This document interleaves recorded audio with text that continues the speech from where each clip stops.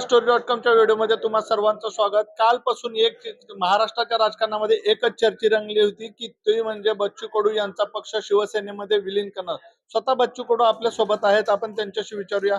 Sir, कालपासून बातम्या होत्या की तुमचा पक्ष शिंदे शिवसेनेमध्ये विलीन होणार आणि तुम्हाला विधान परिषदेची आमदारकी भेटेल. बातमी होती. आता आजकाल मीडियामध्ये बातम्या तुम्हाला माहित आहे, खमंग बातम्या असतात, आकर्षित करणाऱ्या बातम्या असतात. त्याच्यातलाच तो एक प्रकार आहे. आज तुमची बैठक झाली, पदाधिकाऱ्यांमध्ये काय चर्चा झाली? चर्चा काय आता, नेमकं काही प्रस्ताव आला नाही. प्रस्ताव आल्यावर चर्चा करू ना. तुमची कुठल्या शिवसेनेशी नेत्यांशी वगैरे काय बोलणं झालं? सामंत साहेबांसोबत फक्त फोनवर चर्चा झाली, तेवढाच एक विषय आहे, दुसरं काही काय विषय म्हणजे विधान परिषदेच्या उमेदवारीबद्दल चर्चा झाली का? नाही. त्या सगळ्या संदर्भात अतिशय फार कमी बोललो आम्ही. आता काही तास उरलेत विधान परिषदेचा फॉर्म भरण्यासाठी, उद्या शेवटची तारीख. तुम्ही तयारीने आलात? तयारी काय पाहिजे त्याच्यात त्याच्यात काय म्हणजे काही प्रॅक्टिस करून यावं लागतं काय? राजकारणी अर्ज भरायला आणि आमदार व्हायला काही वेगळी तयारी करायला लागत. तुमची बॉडी लँग्वेज ही थोडीशी खुश दिसते, म्हणजे काहीतरी होते, म्हणजे मनात काहीतरी लाडू फुटतोय. नाही नाही, असं काही लाडू गिडू फुटायचं कारण नाही आहे. कसं आहे, मी काही आमदार राहिलो नाही अशातला भाग थोडा आहे. 20 वर्ष स्वतःच्या ताकदीवर आमदार राहिलो. त्यांना कडू आहे तर हसत राहतो, एवढाच फक्त त्यातला संदर्भ आहे. आज कुठल्या नेत्यांसोबत चर्चा झाली शिवसेनेच्या? आज काही चर्चा नाही झाली.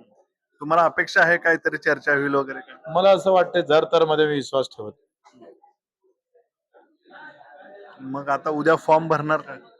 हो, माझ्याजवळ आमदारच कुठे आहे? पण सर, तुम्ही उद्धव ठाकरे यांना सोडून यांच्या सोबत गेलात, मात्र तुम्हाला आमदारकी भेटली, मंत्रीपद भेटलं नाही, तुमचं नुकसान झालं पॉलिटिकल. मग तुम्हाला अपेक्षा आहे आता विधान परिषदेवर शिंदे साहेबांनी घेऊन? कसं आहे, पदापुरता विचार करणारा बच्चू कडू नाहीये. आम्ही इतके आनंदित होतोय का बच्चू कडूला मंत्रिपद भेटलं नाही, पण त्याच्या राजकीय डावामुळे दिव्यांग मंत्रालय निर्माण झालं. शिंदे साहेबांच्या त्याच्यात मोठा वाटा राहिलाय. मोठा अहो, त्याचे किती मंत्री बनणार? मंत्रालय आम्ही आणलेलं असेल, हे लक्षात ठेवा ना. शेतकऱ्यांची कर्जमाफी जाहीर केली आहे, तुम्ही खुश आहात या कर्जमाफी? कारण हे पीक पूर्णतः कर्ज नाही माफ आहे, केलं. काही बदल करणं गरजेचं आहे. पण शेतकरी अनेक वर्ष असे शेतकरी आहेत की ज्यांचं अनेक वर्षानुवर्ष कर्ज हे थकीत आहे.